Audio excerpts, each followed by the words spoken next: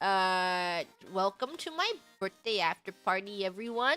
I'm gonna discuss my birthday. I'll tell you my conception of my birthday in my head. How the brain baby formed of what I wanted. A Gigi Murin 2025 second birthday! Yay! Would I do another game session of Whimsy? Maybe. Maybe we can make it an actual TTRPG and have more actual rules that make sense. This is how the birthday came to be. It's because when I was thinking up my merch, I'm like, I really want an RPG theme. So if I do an RPG theme merch set that I really want, then I should do something that's a little RPG-like for my birthday stream. And then wouldn't it be awesome if I gave everyone RPG design outfits and then TTRPG? The problem with doing big stream and specifically for TTRPG is that when you have more players than like 5, it goes off the rails, you know?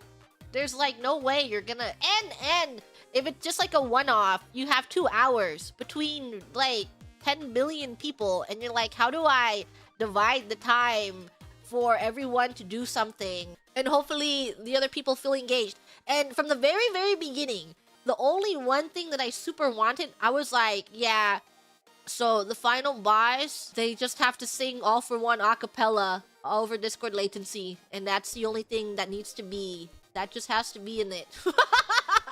From the very beginning, that was the only thing I wanted. And then I went to Rhea because Rhea is so smart and wonderful and beautiful and can take stress off my shoulders where I don't have to worry about doing anything to OBS or anything.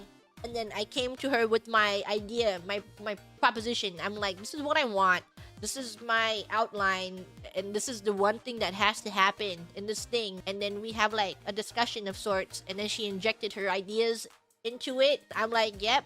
And then it was just back and forth. And she's so smart. And she knows exactly what to do. So I gave her what I wanted. And then she came back to me with what I wanted and more. And she's like, what if we had stickers for people that aren't involved in the current scene so they can still feel involved? And I'm like, yep, I know that it's a lot of work to do and I'm not the one doing the work. And I'm like, I don't know what your schedule looks like. I don't know what your timelines look like. That sounds freaking awesome, but don't do it if it kills you to do it, you know? And then Ray was like, I'm gonna do it.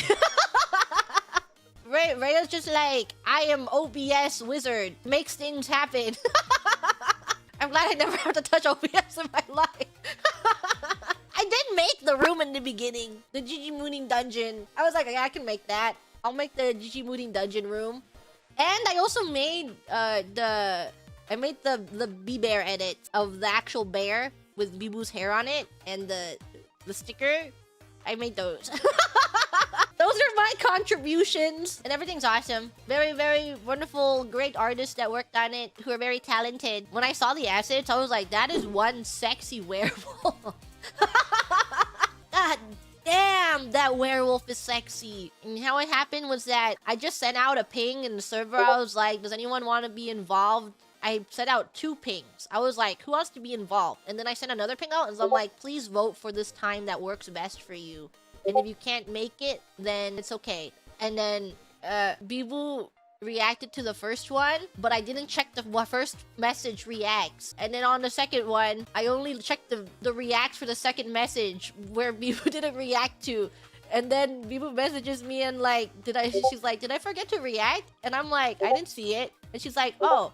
And then I went back and I'm like, oh, you did. And then I ran over to Rhea's DMs and I'm like, please, I messed up. Please, put her in.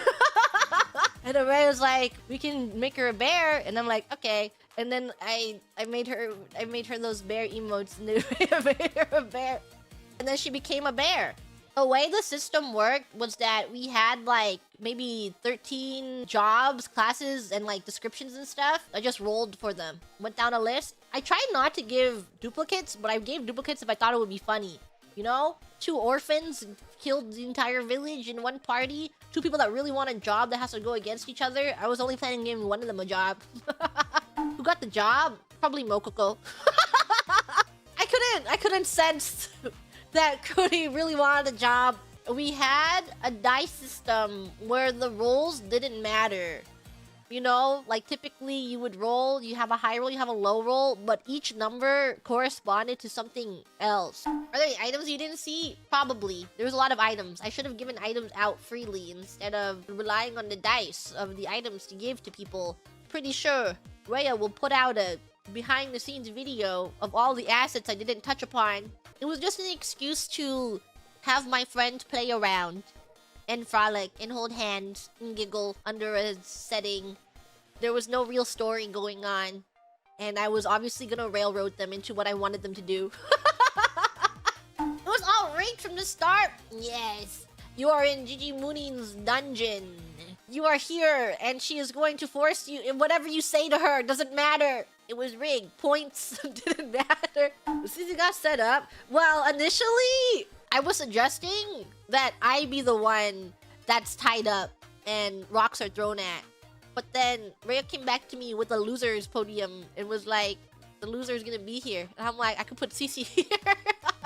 Cece would take it the best, I think. And then I made Cece super loose. And that's what happened. That's just what happened. I just knew Cece could tank that. She's very durable. She would not break to a rock. And I would not have made more Calliope play League of Legends, unfortunately. But I think it's really funny that she had that stake. And then she's like freaking out. But I would not make her play League of Legends. Only for a bit. One day, Mori Calliope is gonna run into my DMs and she's gonna want it herself. And that is the day that I'm gonna win. The day that she wants it herself.